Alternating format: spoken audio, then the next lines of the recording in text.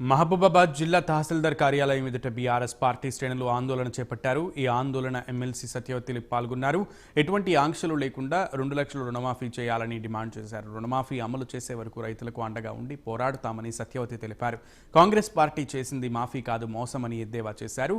అర్హులైన రైతులందరికీ రుణమాఫీ చేయాలని, లేకుంటే రాష్ట్ర వ్యాప్తంగా ఆందోళనలు ఉధృతం చేస్తామని ఆమె హెచ్చరించారు. రైతులందరికీ తీరని ద్రోహం చేస్తూ ఉన్నారు.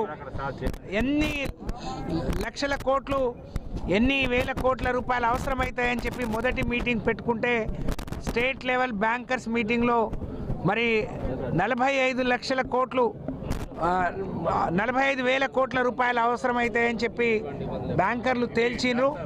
కానీ క్యాబినెట్లో 31 కోట్లకే అనుమతులు తీసుకున్నారు. మళ్ళీ బడ్జెట్లో 26 కోట్లకు మరి ఈ సంవత్సరం బడ్జెట్లో 26,000 కోట్లు పెట్టుకుంటే మేమందరం కూడా దాన్ని నిరసించినాం, ప్రశ్నించినాం. కానీ ఇవాళ తీరా చూస్తే 17,500 కోట్ల మాత్రమే రుణమాఫీ చేశారు. అనేక షరతులు పెట్టి అనేక మంది మరి పేద రైతులకు మరి అన్యాయం చేస్తూ ఉన్నారు.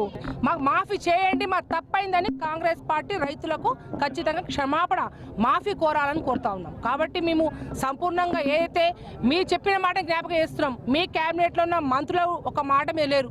ఓ మంత్రి ఏమో సగమే మందికి అయింది, ఇంకొంతమంది 7,000 కోట్లు అయిందంటారు, ఇంకోటి పూర్తిగా అయిందంటారు. మీకే ఒక స్పష్టత లేదు, చెప్పే వైఖరి తెలియదు.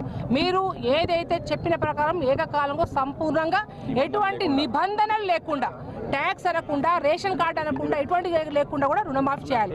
ముఖ్యంగా మా ప్రాంతంలో మహబూబాద్ పార్లమెంట్ సెగ్మెంట్ కావచ్చు, మహబూబాద్ జిల్లాలో కావచ్చు, అందరు గిరిజనులు, ఎస్సీ ఎస్టీలు ఎక్కువ ఉంటారు.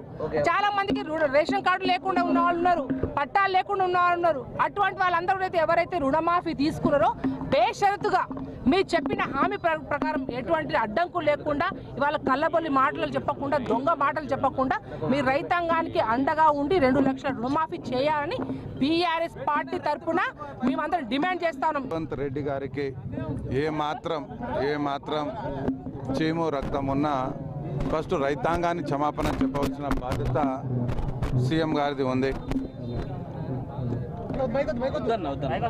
ఎందుకంటే ఎన్ని మోసాలు మాయమాటలు చెప్పి ఇవాళ గద్దె మీద కూర్చున్న తర్వాత ఎలాంటి మాటలు మాట్లాడుతున్నారంటే అన్నం పెట్టే రైతు అనేది కూడా చూడకుండా, ఇవాళ తెలంగాణ తల్లికి కూడా చూడకుండా ఇష్టం వచ్చిన భాష, ఇష్టం వచ్చిన లాంగ్వేజ్ మాట్లాడుతున్న రేవంత్ రెడ్డి గారికి త్వరలోనే గుణపాఠం ఉంటుందని చెప్పేసి మేము మనవి చేస్తున్నాం.